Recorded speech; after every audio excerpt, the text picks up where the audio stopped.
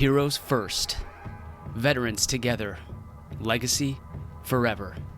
I want to thank you for joining me on this journey of getting to know our heroes on a much deeper level.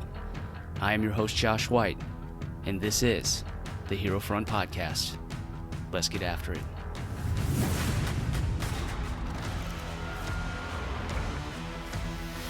What's up, everyone? Josh White here, your favorite airman. I'm back. I'm fired up. Why? Because I just got to spend time with SEAC number 3, John Wayne Troxell.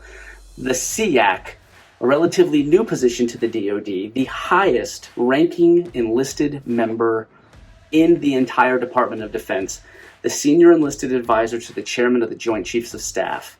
John Wayne Troxell is number 3, and if you're an airman, you might have heard of this position because for the first time in history, the 4th SEAC is an Airman Chief CZ. So SEAC number 3, John Wayne Troxell, is essentially a piece of military history. He's worked with General Mattis. He was part of Operation Just Cause in Panama, and in this episode, he talks about why the E-Tool is so important to him, his leadership philosophy. He talks about the worst day of his life when an Iranian IED hit his team and the lessons that he learned from these events. He talks about his proudest moments as a SEAC, what he was able to accomplish. He tells me who his favorite airman is and what keeps him up at night. Truly, this is one of the coolest conversations I've ever had. I learned a lot about military history and philosophy straight from someone who guided military operations on a global scale. You do not want to miss the hero's journey of John Wayne Troxell. Let's get after it. When people retire, it's their decision on what they want to do. And if they just want to go fishing and not be bothered, God bless them. They serve their country honorably, and they ought to be able to do that. But I think there's a certain duty from a veteran and a retiree, especially if we're going to get after this 22-a-day veterans that commit suicide, that we have to continue to build synergy from the current force and the veteran force, along with families, that people, as they transition out of the military, the main reason why people consider suicide is they have lost lack of purpose and identity. And so let's continue to bring, the current force and our veterans together closer so that they can retain identity and purpose. And so when I got out, I do a lot, not only for the current force, but I do a lot in Veterans Affairs to try and continue to help veterans, get after that purpose and identity. So that's kind of what I do, but I will tell you, Josh, if it all ended tomorrow, and the phone stopped ringing and everything, I would be okay with it, because I'm still I'll find something that will keep me occupied and keep me motivated and everything. But, it's an extreme honor that the phone keeps ringing and people want me to keep coming out. And if I can assist the active force, if I can assist CZ, the current SEAC, and the current force by going out and motivating troops and firing them up and everything, I'll continue to do it. And so that's kind of what I'm doing now, man. Yeah. And I want to thank you for doing that because you're setting the way for all the retirees or people thinking of retiring or separating. And, someone like me where I just hit 17 years, and it's possible I could be retired in 4 years. This could be my last assignment if that's the way things pan out. And so I'm already thinking, like, what kind of life do I want to live outside the service? I don't want it to be a complete cut of all ties. Like, I want to keep my veteran identity at some sort of it. And so when I see someone like you, I see how you're still getting after it. It's super inspiring. And it means a lot to us that you're showing us the way. And I appreciate that. Hey, I'm getting some feedback, so I'm going to put my headphones on. Okay, perfect. If you don't mind. We're kind of on opposite sides of the country.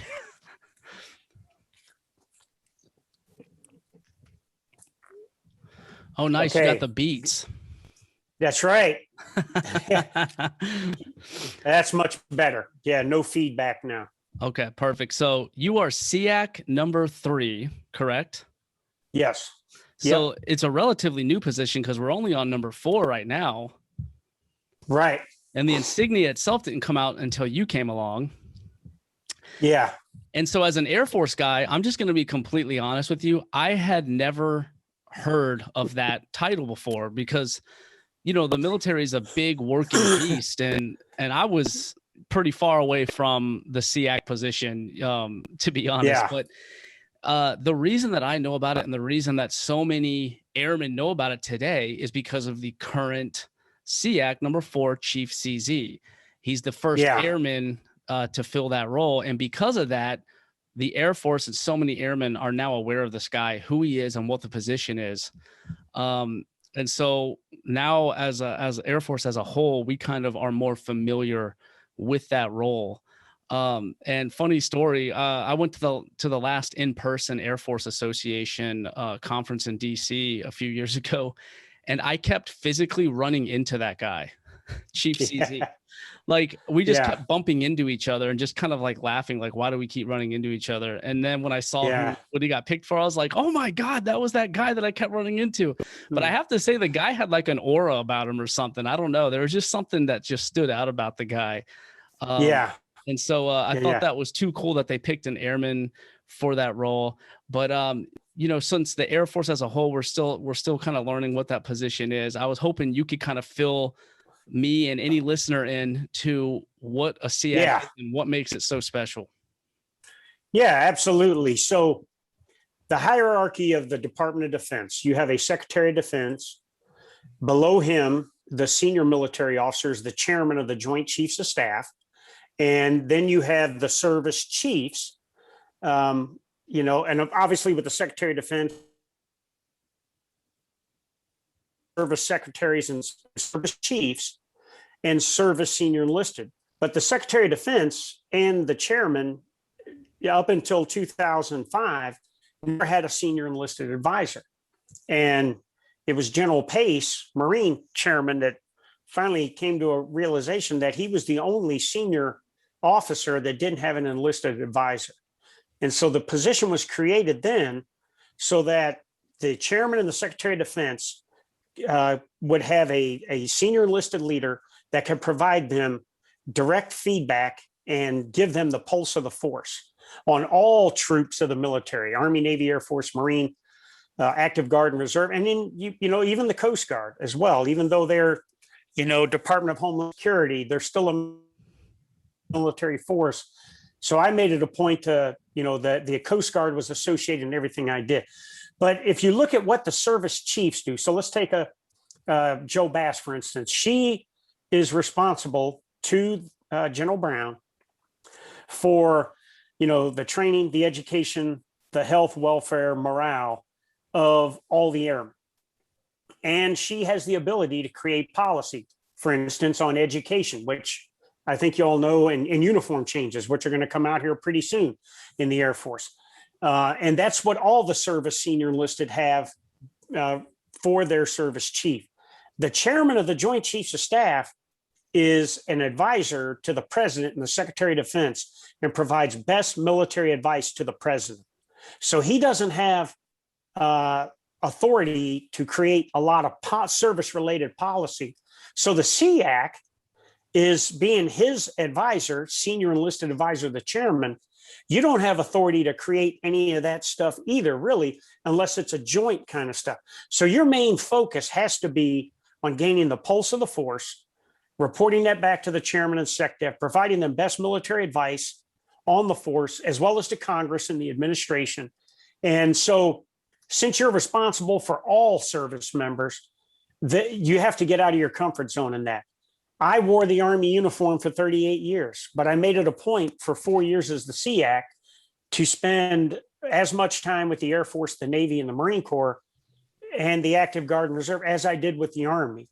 And, you know, I spent 270 days out of the year I was on the road because General Dunford, Marine General Dunford, when he was the chairman, he told me, I need you out telling me what's going on with the force. He said, I don't need you in the Pentagon. He says, unless, you know, obviously for key and essential meetings or whatever and stuff like that, or testimony and stuff like that. So I spent the majority of my time traveling all over the world, seeing high-speed airmen like you, soldiers, sailors, Marines, Coast Guardsmen, active Guard and Reserve, and reporting that back to the chairman and the SecDef on one, how effective are they getting after their mission? Do they have the requisite resources and personnel to accomplish their mission? And two, the national defense strategy that's created by the SecDef and the national military strategy created by the chairman, is that being turned into action at the tactical level? And is it understood at the tactical level? And it ultimately, I was there to deliver the big why to the troops, the strategic why. Why are you here in Syria? Why are you here in Somalia or Yemen or any of these other places I went? And so there was multiple times, like I was in Colombia, right after or right before the ceasefire between the Colombian government forces and the FARC revolutionary group there, that they had been fighting for 50 years. And the Colombian forces had special forces advisors.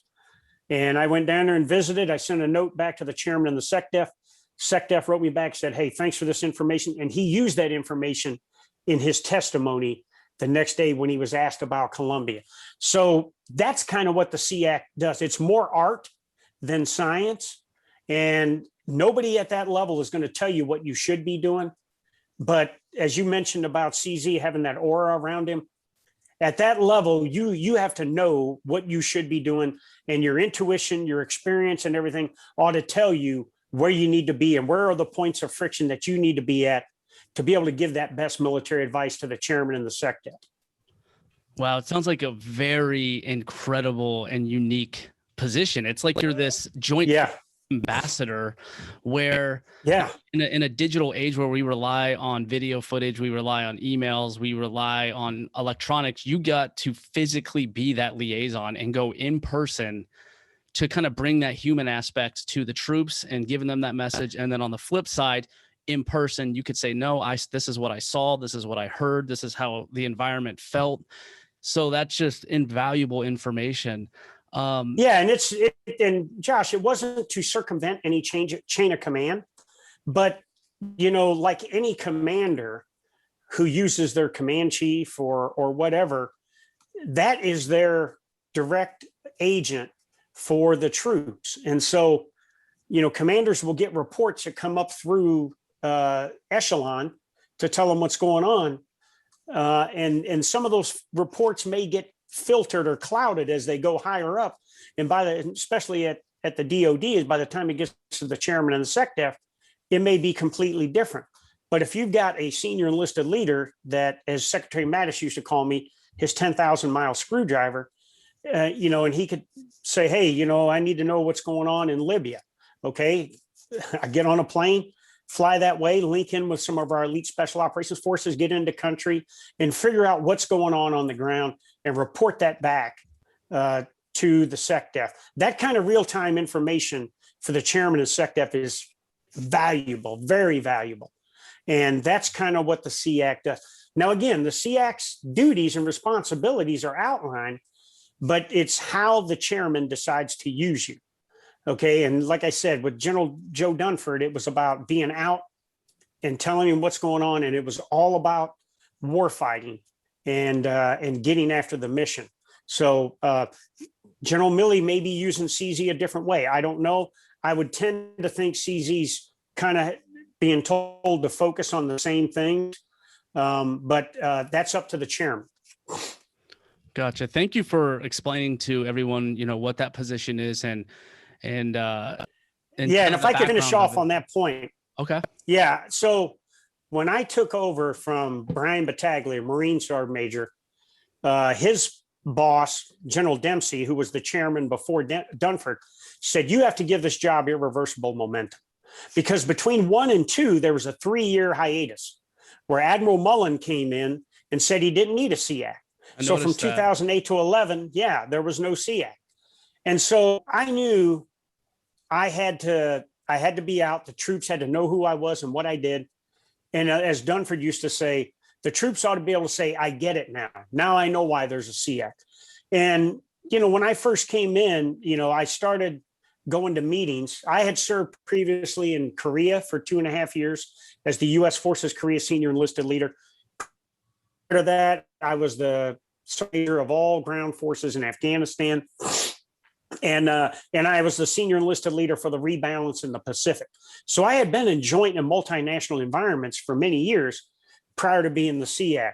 And when I came in, I was a little concerned in Washington, D.C., that we were not looking at the threats to our nation or what the troops' contribution to it. We weren't looking at that and studying as much we should have. And that's when, I wanted to send an inspirational message to the troops, especially those that were in areas that they were fighting, that we hadn't forgot about them. And that's when I kind of called out ISIS and told them they had two options: they could surrender or die. And that message was all to inspire the troops and intimidate the enemy a little bit. I think as an enlisted leader, you have to be inspirational and provide that inspiration to your troops. But there also has to be, if the enemy looks at you, says, holy shit, we don't want to deal with that dude, or that outfit or whatever, And so I never did that to get any press or anything. I did it to fire up the troops.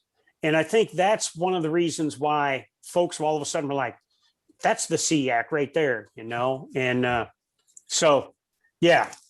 Yeah, that message, that gives us the mindset that we need. You know what I mean? When it comes to competition, just period, the mindset and where your head is at is monumental. And it could just be spot on phrase. It could just be one little phrase like that really resonates with everyone and fires us up to get us to that next level. Absolutely. So when the command chief at Minot asked me to come out, he said, you know the deal. Why not Minot? It's out in the middle of nowhere, 60 miles from Canada, not a lot to do. Close-knit community, though, and everything, and not a lot of airmen like serving there and everything. And so when he said, hey, we just need to be fired up. We need a message here. COVID has, had a problem here. Afghanistan now and everything. He says, we need to be fired up. And I said, okay, that's what I'm going to do. So I knew, arm myself with some energy, get in there and talk passionately about what I'm really passionate about. And let's get the troops fired up, and so that's what I think as a SEAC you're there to do, is that you come in and you just get everybody fired up and ready to, go out and destroy something. If it's a threat to the United States, we're going to destroy it, Hell yeah. You need to hear that. Words are our most powerful tool that we have. Yeah.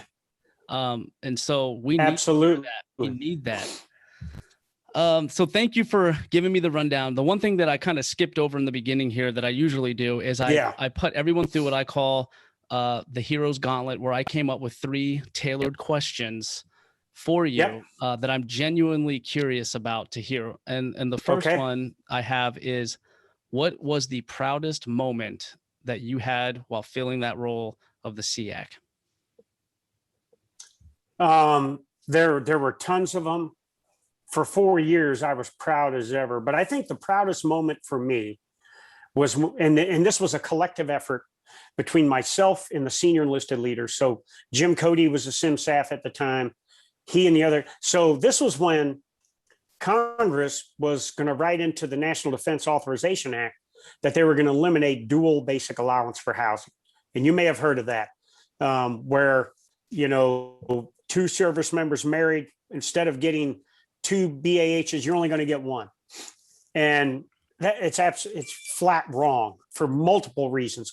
One, we should not penalize a service member because they fell in love and married another service member. Right. But 2, at the time when we did the research, there were 83,000 dual military couples in the DoD. 56,000 of those were enlisted, and about 65% of them were E5 and below. So an E5 married to another E5, or, A1C to A1C or whatever.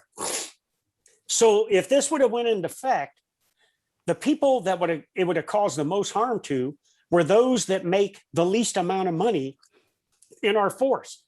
And especially if it's 2 senior airmen married to each other, and they have children. They've got to pay for childcare and everything. And now all of a sudden, if you take one of those BAHs away, there's a conversation in that family that says one of us is going to have to get out. So when we talk about, enlisting great Americans and retaining great airmen or soldiers or Marines or sailors, it was completely counter to what we were trying to do. So myself, the service senior enlisted, we all penned a letter, signed it. The chairman and the SecDef put endorsements on it, and it went. Senator McCain's office was the driving force. God rest his soul.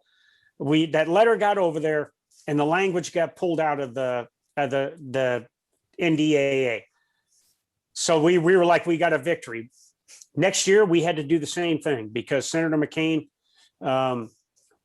tried to put the same language in. And this is what he was basing it off of. He went to San Diego Naval Base, and he was doing a visit, and he was talking to a bunch of lieutenants.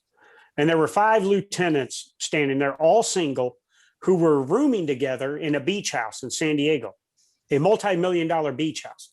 And he was like, how do you all pay for this? And he's like, well, we all get BAH. So his lens that he was looking through was based off of 5 officers at a San Diego base that all 5 put together could afford to pay the rent of a $2 million beach house. But that was an anomaly. That was not common what's at going all. on across. Exactly. And so for 2 years straight, we won it.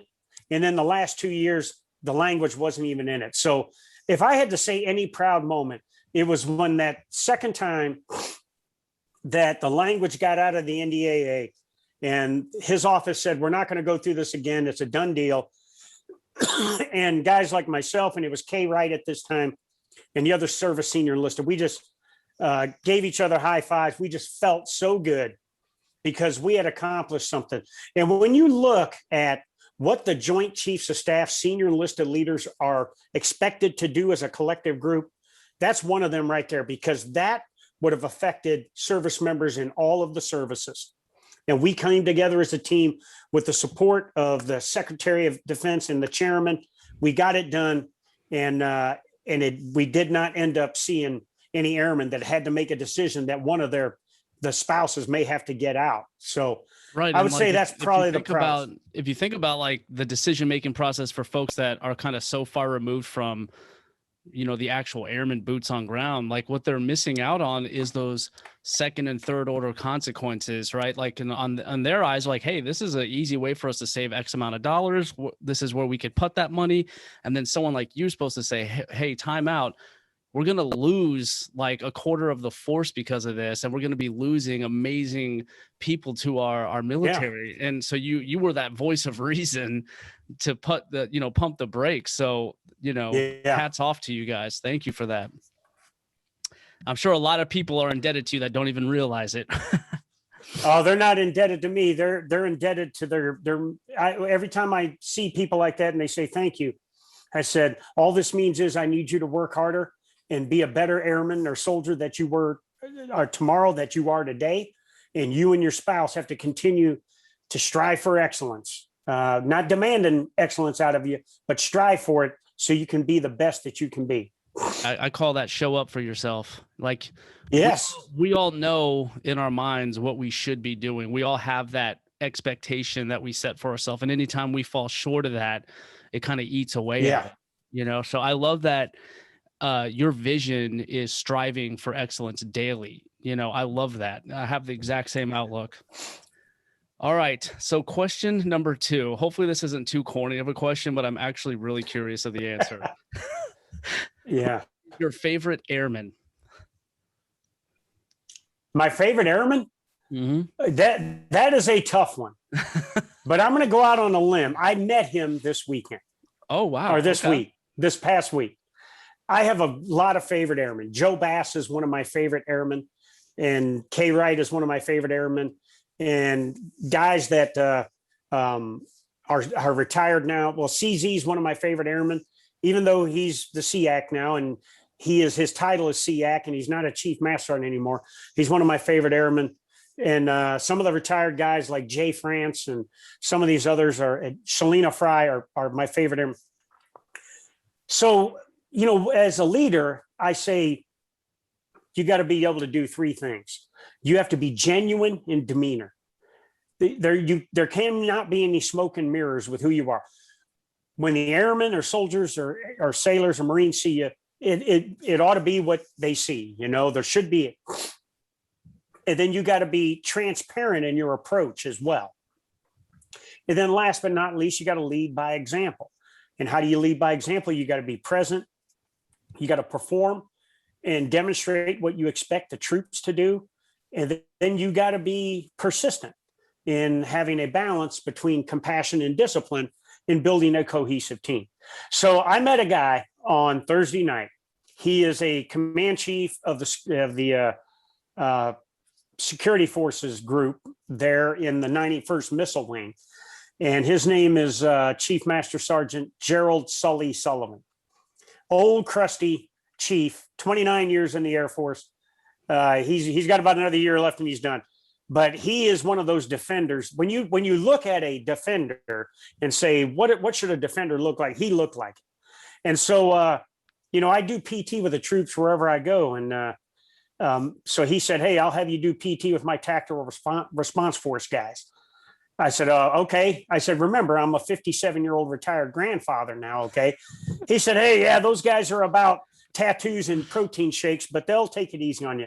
So then when I saw the workout, I told the NCO in charge, I said, hey, look, scale it back a little bit because I can't do a lot of running because I got arthritis in my knees and feet and stuff like that. And so when I showed up that morning for PT, this tech sergeant tells me, hey, Chief Sully said to tell you that you're a punk because we had to ramp down this PT event. And I said, really? The word wasn't punk. It was a different word, but I'm not going to use it. Okay. I think you follow me. But I said, really? I said, well, why in the F isn't he out here joining us? And then the tech sergeant says, well, SEAC, I guess he's a bigger punk than you.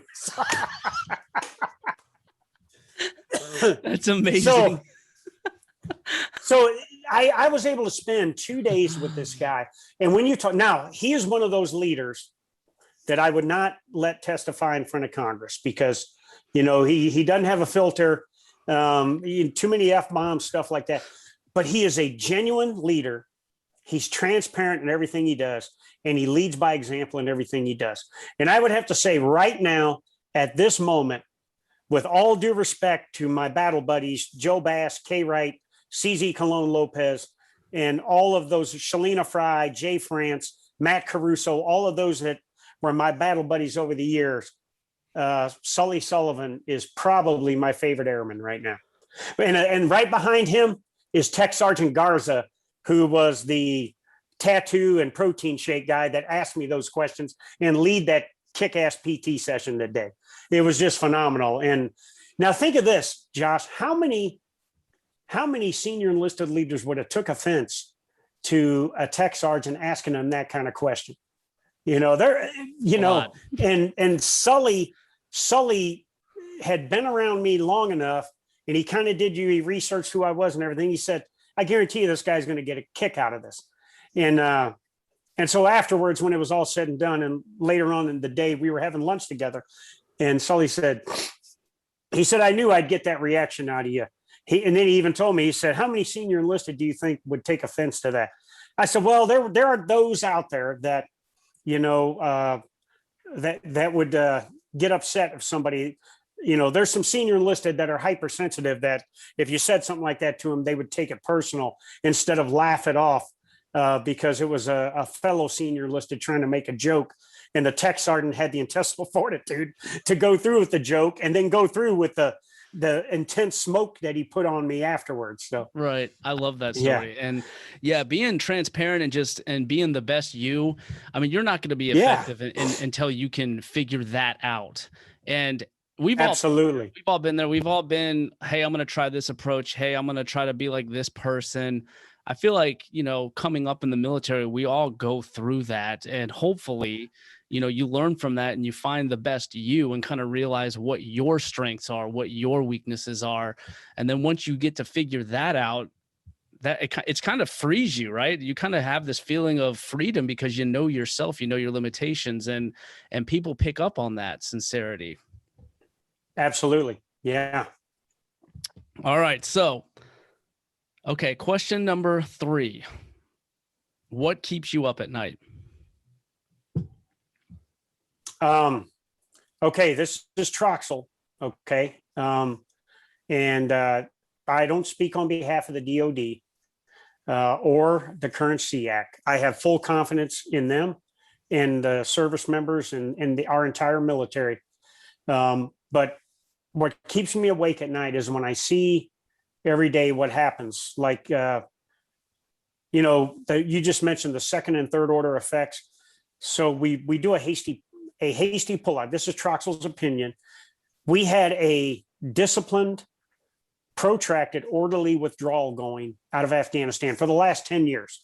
I was the sergeant major of all combat forces there 10 years ago when we started the withdrawal. We went from 130,000 to 120,000 while I was there. And over the years, we've gone from 120,000 down to 2,500. And then on the 14th of April, when the president announced that we were getting out altogether, I got concerned because for 20 years, we've been telling the Afghans, we're Shona by Shona, shoulder to shoulder. We're going to be with you everywhere and doing everything.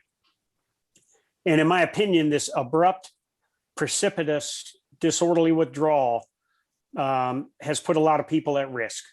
And so what I worry about is those 6,000 troops that are on the ground right now, those soldiers, airmen, Marines, sailors as well, that they're going to be able to give them the resources and the time and space to be able to accomplish the mission. If we're giving them all of that, I guarantee you they're going to thrive in that environment and get the mission accomplished. But also, what keeps me up at night is now that folks like the Taliban are back in power, it's going to empower people like ISIS and Al-Qaeda. And also it's going to empower people like China, who has a 100-year goal to rule the world. And they will come in and try to do some things to get after those precious gems that are in those mountains there that haven't been mined because of all the fighting that's been going on. So I just think in terms of competition with China and Russia, in terms of responding to conflict, and in the end, fighting and winning, I think we've put ourselves at a disadvantage here, especially when it comes to terrorists.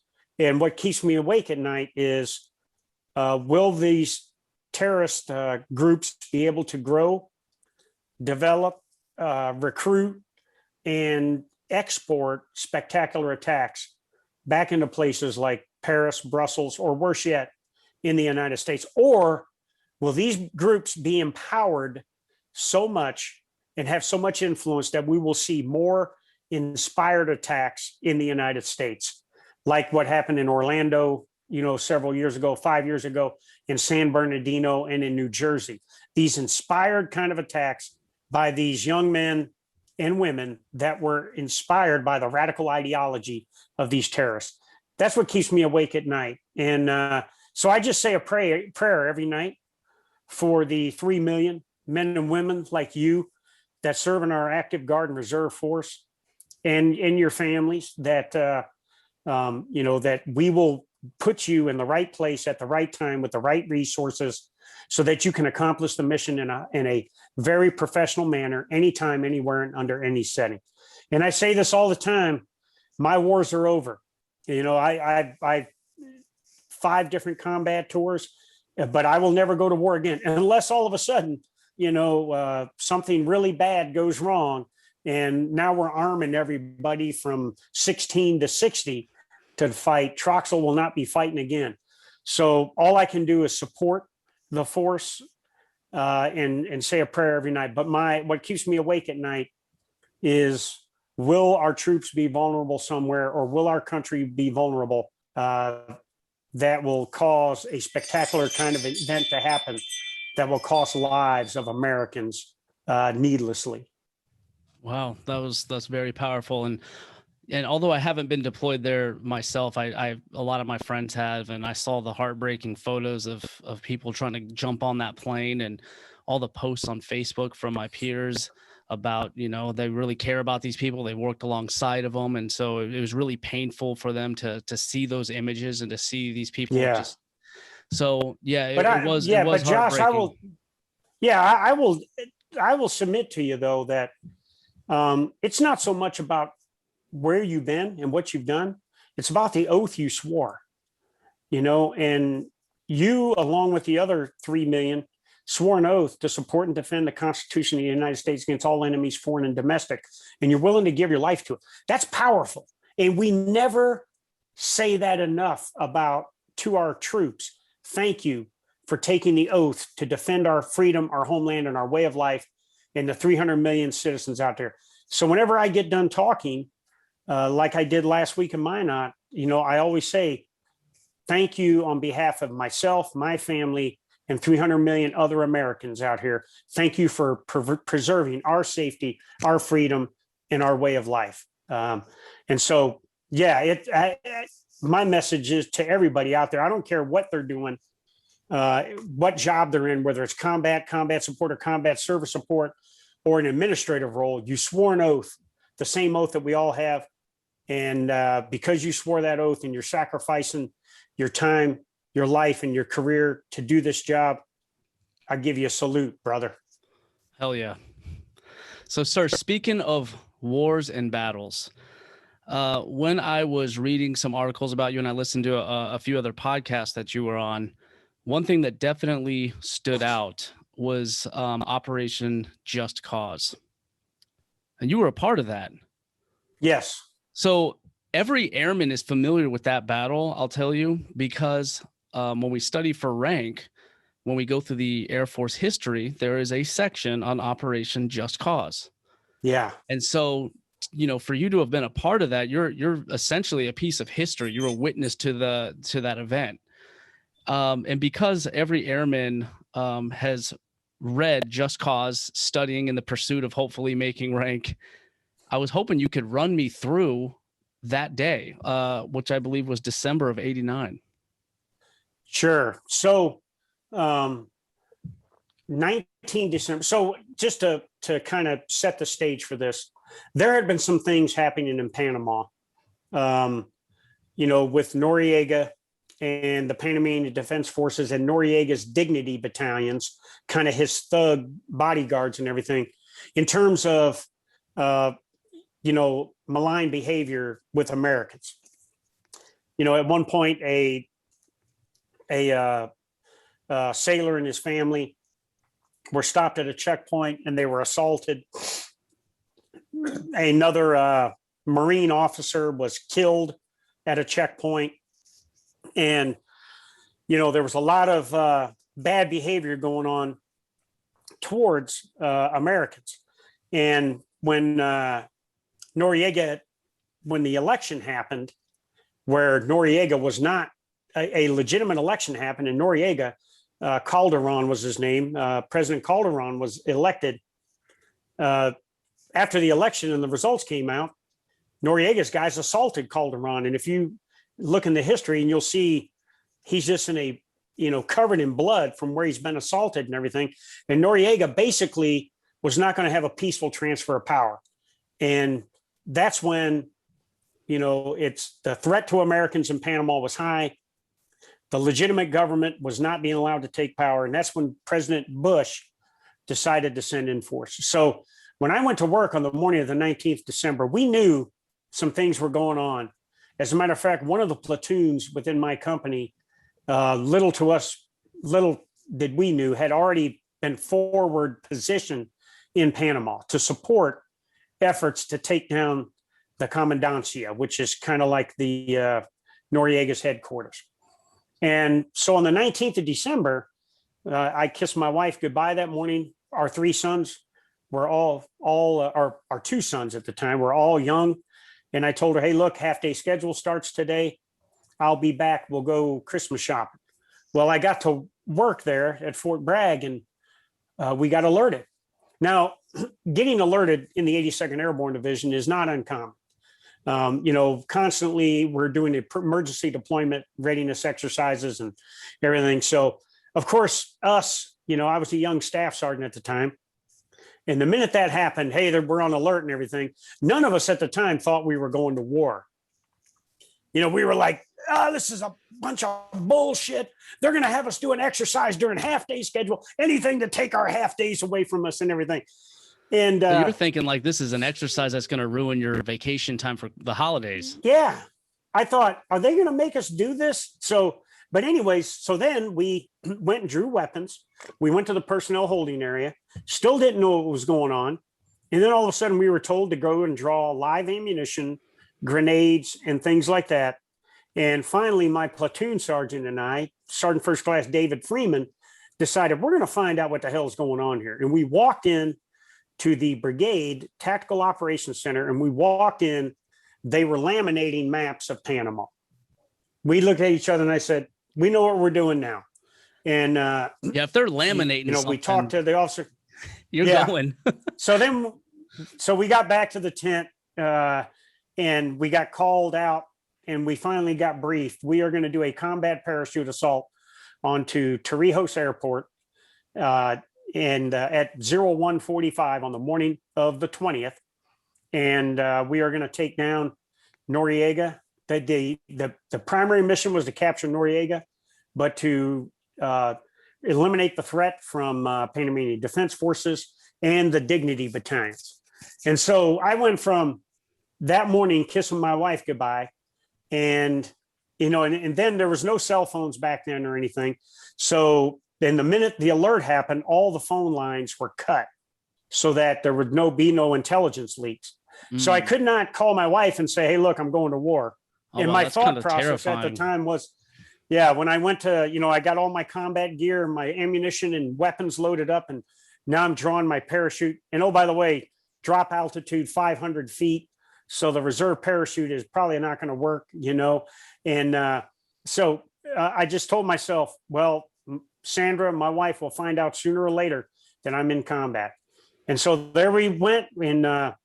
And it's funny, when we were flying down, the heavy drops aircraft were in front of us, the C-141s that had, our armored reconnaissance assault vehicles, Humvees, and all this other stuff. When they came in, they started taking anti-aircraft fire. So they dipped down below where the guns could traverse, and they dropped their loads. And two of the vehicles, those Sheridan assault vehicles, the parachutes didn't open, and they landed and just became sculptures on the drop zone. They just shattered, Wow. And so we came in, hit the ground, got to our assault objectives. And the minute we started moving out, we started taking fire and everything. So this was the real deal. And I say this all the time. If you train for the worst day of your life, physically, mentally, emotionally, technically, and tactically, if you train for that and you train under conditions that mimic combat, even if you have no combat experience, when the time happens and all of a sudden the enemy is shooting at you, you will do what's right because you've been trained to do it and instinct takes over. And we continued to get after that. And so for about 5 days, we were fighting every day to we secured the assault objectives and then expanded the lodgement outside the airport to critical infrastructure like the commandancia and some of these headquarters. And basically on Christmas Eve, we had eliminated the threat that it had either been killed, captured, or had surrendered. The Dignity Battalions and the Panamanian Defense Forces. The Dignity Battalions, we called them the Dingbats. They were still out there, in the jungle and everywhere. And so we had to go out and get after them. But overall, right after Christmas, things died down. And so I finally talked to my wife. I snuck in to the Marriott Hotel down where the Papal Nuncio was. And if you read the history, Noriega holed up in this religious cathedral known as the Papal Nuncio. And of course, the United States forces aren't going to go into a religious venue to conduct combat operations. So we surrounded it. We blared loud, heavy metal music and stuff to kind of, not allow him to have any kind of peace. And so while I was pulling security there, I snuck into the Marriott Hotel and, called my wife Collect. And so this was the first time in a week that I had talked to her, and it was a pretty emotional conversation. The first letter I wrote her was 3 days in, and it was on the back of a meal ready to eat wrapper. I just kind of penned it, and I still have it to this day. We kind of wrote it in free mail, because you're deployed, and she got it and everything. But yeah, and then on the 12th of January, we returned back to Fort Bragg. So this was, in terms of the deployments we see now, Panama, all being dangerous, and we lost 18 Americans there, and 4 with the units that I was associated with about 50 severely wounded. This was kind of lack of a better term, a sexy deployment. You parachute into combat, you kick the shit out of the enemy, you restore order, give Panamanian citizens a hope for a better future, and then 3 weeks later, you're home. And so right, yeah, 3 weeks. You did all that in 3 weeks. That's 3 weeks. Impressive. Yeah, and so basically, of course, everything you trained for, this kind of fit that template. That the chaos of someone trying to overthrow a government, you guys dropping in, like it fit what you were training for years. Yeah, absolutely, and the most of it was the mental and emotional part of it. That and I try to convey this to our service members, regardless of what their job is, because especially in a environment where there may be a non-contiguous battlefield or there is no front line or whatever, you can't say I'm in an administrative role. I don't have to worry about being ready to fight and win, especially if we have to go up against China or Russia or North Korea or Iran, or even against terrorists. They're going to look for vulnerable targets. And generally, and this is not passing judgment on anybody, vulnerable targets are rear area kind of folks who aren't accustomed to saying, I got to be ready to kill somebody today, And so I try to tell people all the time, and Panama was because there was no front line in there. And it was the same with my deployments to Iraq and Afghanistan. And you've got to be ready to face the conditions you can encounter on the worst day of your life in combat, and not just survive it, but thrive and win and learn from that. And it starts with your physical, mental, and emotional approach to your job every day, and getting ready, being a tactical athlete, and getting in peak operating condition. You get after that initially, your technical and tactical expertise that you have to hone will come a lot more easier. And that kind of happened to you, right? I think another part of the podcast I heard was the Iranian IED. And I believe a part of that story was you were prepared, but not everyone else was prepared. And that's kind of when you saw, like, holy cow, like, it's not just me that needs it. Like, we all need to be in this to win it. So I'm glad you brought that up, Josh. Complacency hits everybody. And especially over protracted deployments. I think that if you're doing the same thing every day for weeks and months on end, complacency is right there, and you have to fight it every day. And I had, I continued every day to make sure I was PTing, that I was hydrating, that I was eating right, and that because in the summer in the Middle East, as you know, it's brutal. And then when you add almost 100 pounds of kit and weapons on top of that, you can go down in a hurry. And so when we went out of the wire that day, and I call it the worst day of my life, July 19th, 2007, a day like any other day, we went out on patrol, but I had turned all of the readiness stuff over to my subordinate non-commissioned officers, which is what I should do, or what any leader should do. But when we got out there and got in the fight, and, we had Corporal Brandon Craig was killed in action. Major Danny Dudek was severely wounded. We had to call in a medevac to get Dudek out of there. And as I was assisting the medic with treating Dudek, while our boys in the quick reaction force were neutralizing the enemy, then when we got ready to roll to the helicopter, the flight medic from the helicopter came over, and I had 2 NCOs with me and carrying Dudek on that litter. And this man has a spinal injury. from shrapnel in his spine. So you got to be very careful. And this 300 meters over rough and uneven terrain under fire with all this combat gear on. And as we got 100 meters and going over this rough terrain, one of my NCOs started becoming a heat casualty. And then another one of my NCOs started becoming a heat casualty. Then the flight medic started becoming a heat casualty.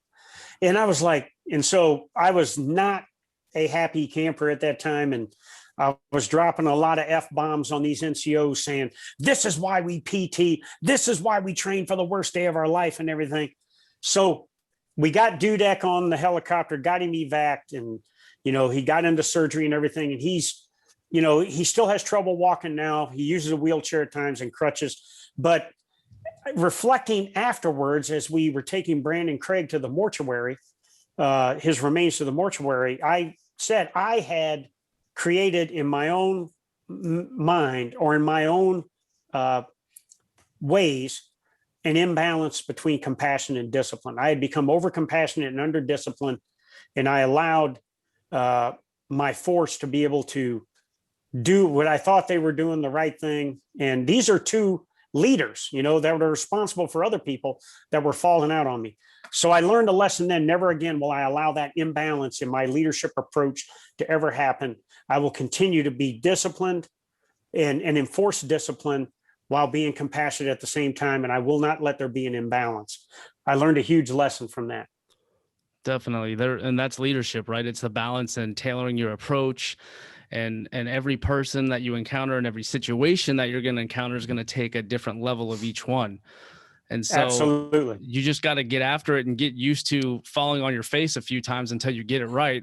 But I think that's what held me back for so long was, you know, I was so afraid of getting it wrong that I didn't realize that getting it wrong is part of the process. You have to kind of get through that, to realize, you know, what your strengths and weaknesses are. So no, I love that. And one thing I love about the Army too, by the way, that I really wish the Air Force would adopt more is how you look at PT. Like y'all take PT for real serious.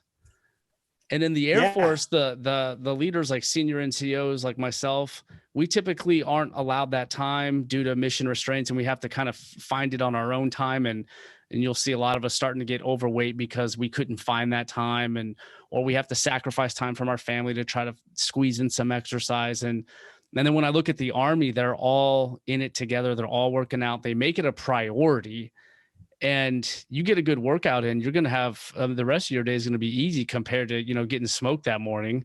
So like it just mentally gets you in the right place. And I see that now, like as a 36-year-old with 2 young kids, and, you know, I have experience behind me now, and I see the value in it, and it brings teams together when you do like group workouts. And I just think it's so underappreciated in the Air Force. And I really, really hope to see one day that it kind of gets a little more love that it should get. So this is my response to that is this. So when for 3 years, you know, General Goldfein was my next door neighbor, lived across the street from me on Fort Myer. Kay Wright was probably one of the closest friends I had. And those two were exercising all the time. And, you know, I think, and now you see CQ Brown and Joe Bass exercising all the time. I just saw Joe Bass the other day on social media. She arrived in Japan. The first thing she puts is, my team and I got a great workout. So she flies 13 hours across the international date line, and her biological clock is jacked up. But the chief master sergeant of the Air Force, the first thing on her mind is, me and my team are going to go get a workout. And so I think the examples are there at the strategic level. The more they go down through the operational and the tactical level, leaders at that level put a premium on those kind of foundations, like physical fitness and wellness, that are the foundation for everything else we do. And that's one of my talking points, you know, that, you know, if we really genuinely want to take care of the force so that someone is healthy and well over a 20 or 30-year career, then we've got to enforce fitness, nutrition, sleep, all of these things in it. I got it. Mission requirements and, fixing and flying aircraft is a tedious job, but that's where the leader comes in and has to find the time. I stole this phrase from the Air Force called fighter management. And I think you know what it is. It's the pilot's got to get X amount of sleep before they can get behind in a cockpit or anything. And I absolutely agree with it. But I think that applies to everybody. And if we're not getting the right amount of sleep, we're not hydrating, we're not eating right, we're not exercising, over time, the effectiveness and cohesiveness of the force is going to erode. And in the end, readiness and lethality will suffer. And as you just mentioned, and the way I call it, there is no better team building event than a group of people that work together sharing in hardships. And if you give them an hour every day that they can get out and do a killer fitness session, you are going to build a cohesive team, and you're going to learn more, and people are going to open up because you're sharing in the same kind of stuff.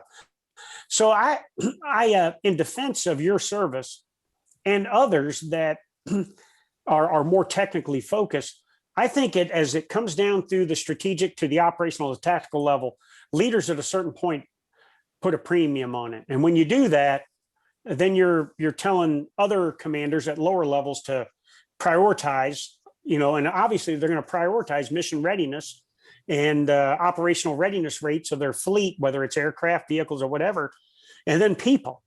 And when we should have that the other way around, let's focus on the operational readiness rate of the people, and then the aircraft and the vehicles will take care of itself. So I say that in defense of your service because the senior leaders I know are leading by their examples. Definitely. I think what we run into trouble is when we pretend that we're not human beings.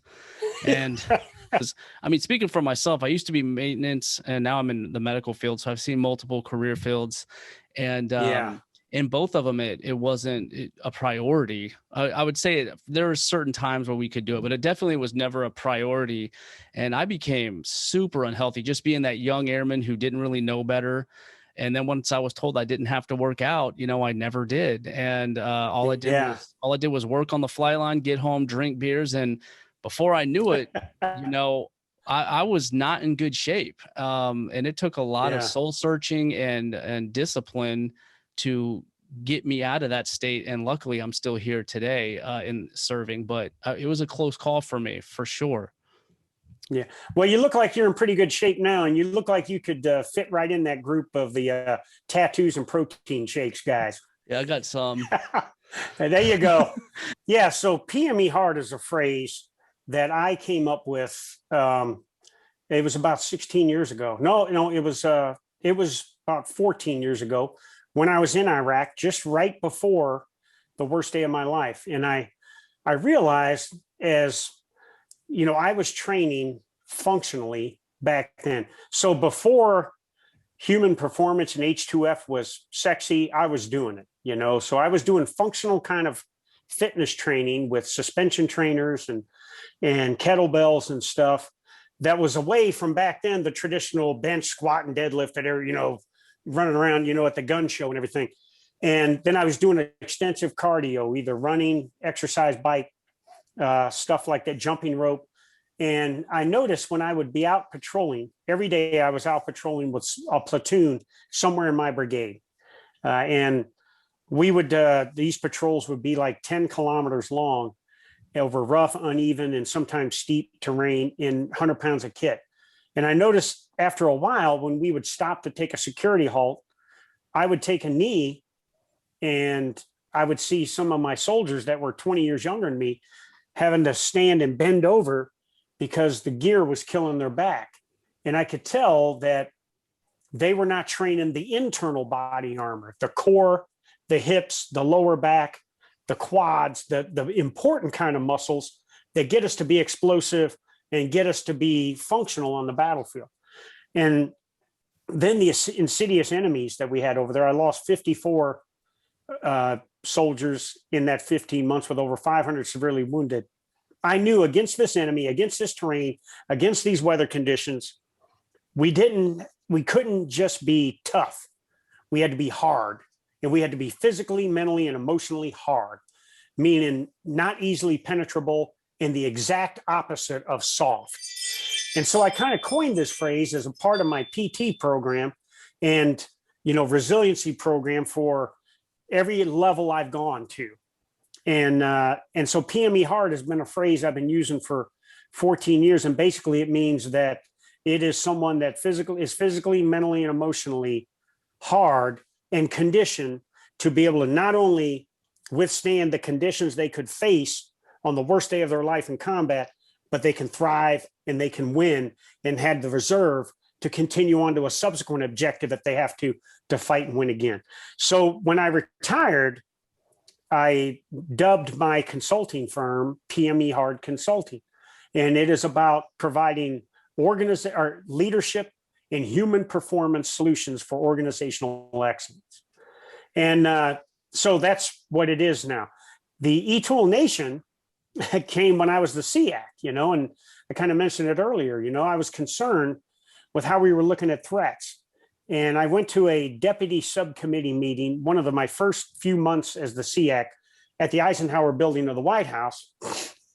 And I'm in a meeting there, and it's a meeting about how to alternate ways of influencing foreign terrorist fighters to not go to places like Syria, Iraq, and Afghanistan and fight.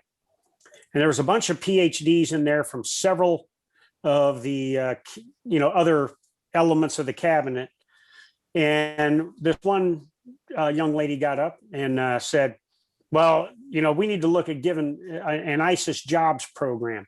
And I thought, she goes, yeah, if we give them a job, they won't go over there. And I thought, this young lady has no idea the threat she's talking about. Now, don't get me wrong. Terrorists in places like Somalia, Niger, Libya, places like that. Yeah, they are live in poverty, and their motivation to join these insidious organizations is born out of poverty.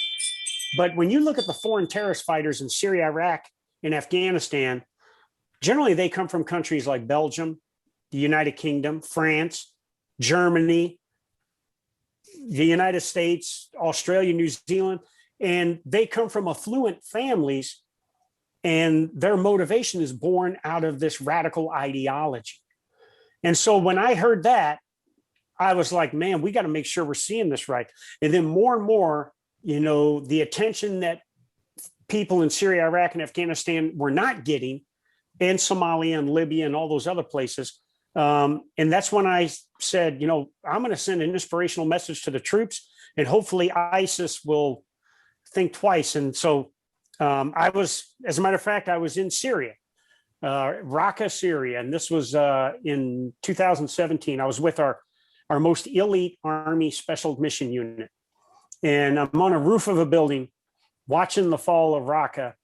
And I'm up there for about 4 hours with senior enlisted leaders from the unit and from their higher headquarters. And I just blurted out, because ISIS, the Syrian Democratic Forces with U.S. advisors, along with U.S. air power, from the Air Force and everything, and Army mortar systems and artillery, Marine Corps artillery, we were just hammering these ISIS targets.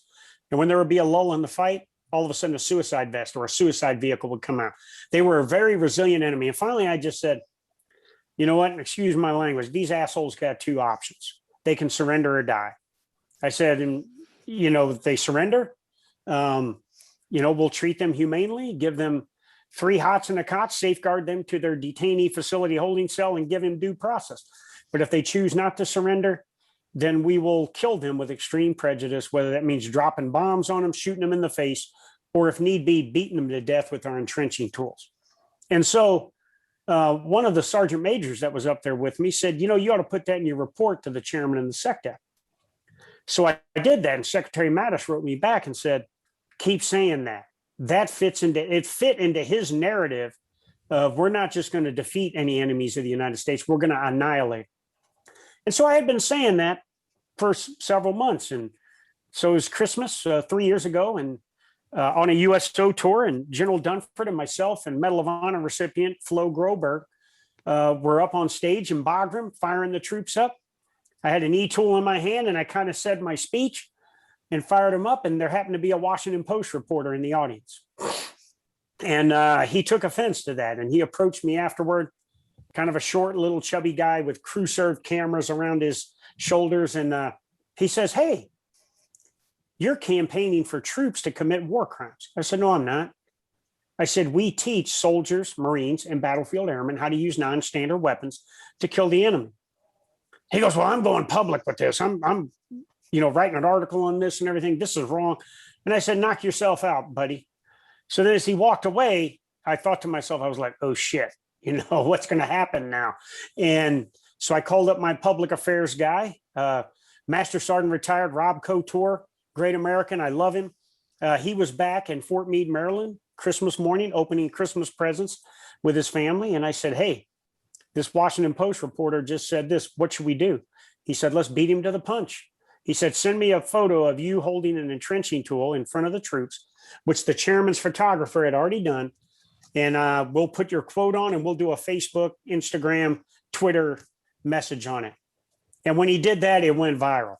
I mean, it went, foreign nations, media in Germany and France picked it up. CNN, New York Times, the Fox 5 did a special on it.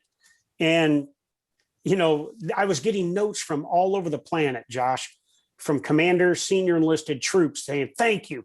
We needed to hear something like this. But in Washington, D.C., I got ostracized big time for this. And when I got back from D.C., I caught a lot of flack over what I said, not from General Dunford or Secretary Mattis, but from others there that took offense. I mean, there was even one 3-star that came to my office and said, "You do realize enlisted are meant to be seen and not heard." And I was like, man, this dude does not know how close he is to getting the Garvin stomp put on him right here, But anyways, so it kind of started a movement, and this sailor came in a couple of days later and he had his entrenching tool. He said, "Will you sign it?" And I said, "Yeah, I'll sign it." So I signed it, and all of a sudden people started sending me entrenching tools, and everywhere I went, I was signing entrenching tools. And in this shovel that went from a primary device to dig or build or construct now became a symbol of living the warrior ethos, and that by any means at your disposal, you were going to fight and win.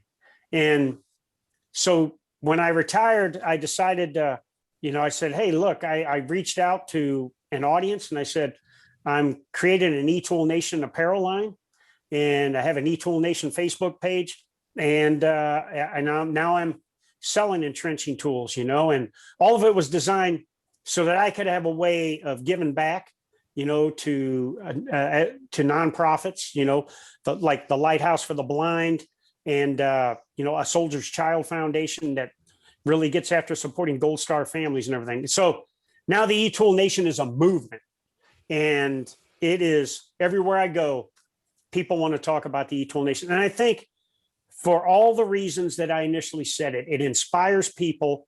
And when you get some bureaucratic stuff that comes across the media, you're looking for something that there's no BS, and hey, let's hear it,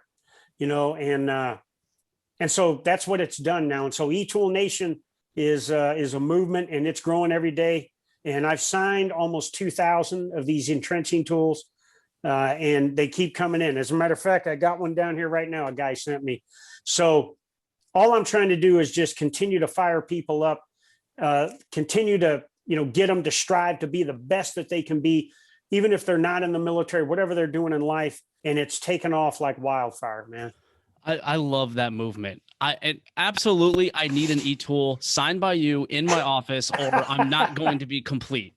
I'm going to, let's do it. Yes, we need to make that happen. And I will tell every airman what that e-tool is when they come in my office, but I must have one. And I'll tell you, I love the symbolism of this sturdy, reliable tool that y'all are so used to and so accustomed to seeing, but then to spin it and give it this message of, hey, at the end of the day, you need to win by any means necessary. Like, what a powerful message.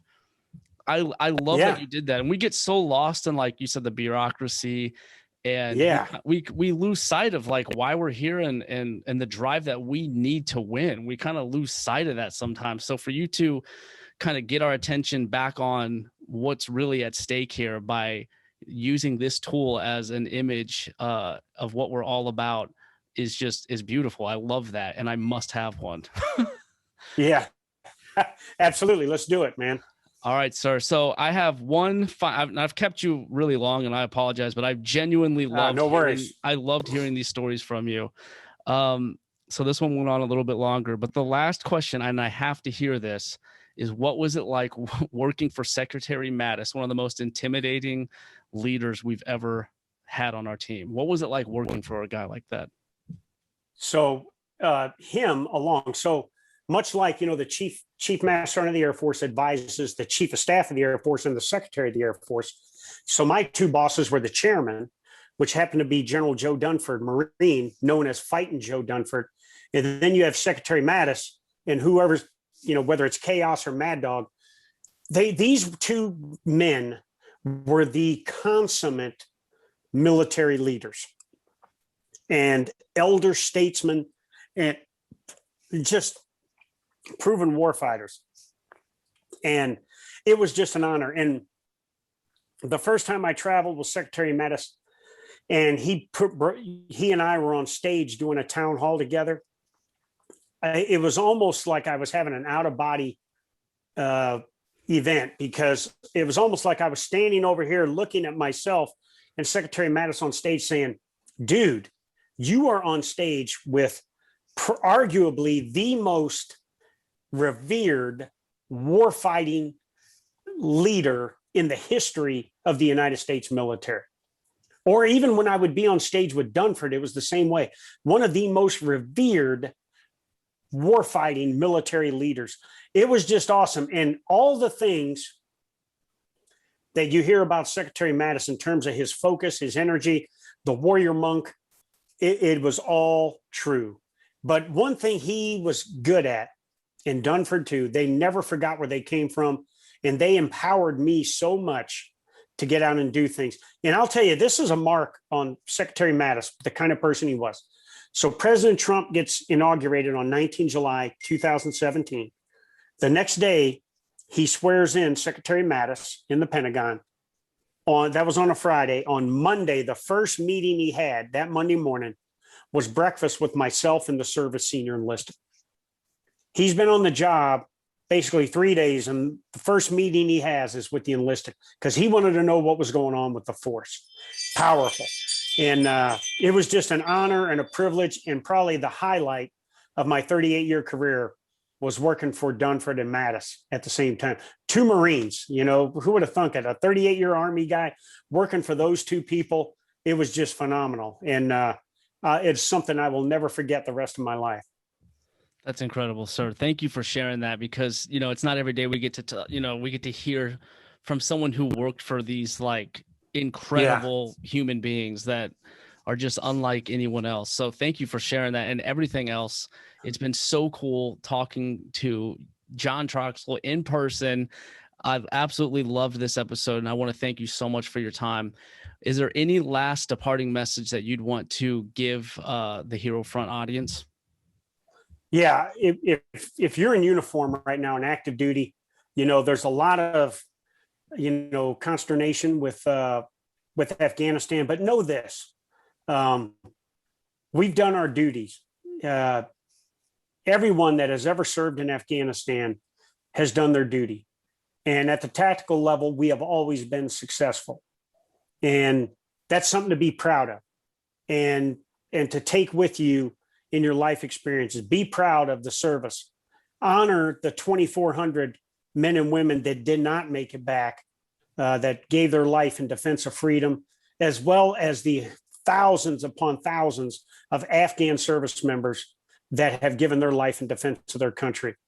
And in the end, if you're someone in uniform, be proud of who you are every day. Because I know this, not only from 38 years of serving in the last 4 years as the SEAC, but in all my travels now and my communications that are global, the United States is still the most respected military in the world and the number one partner of choice for global peace and security.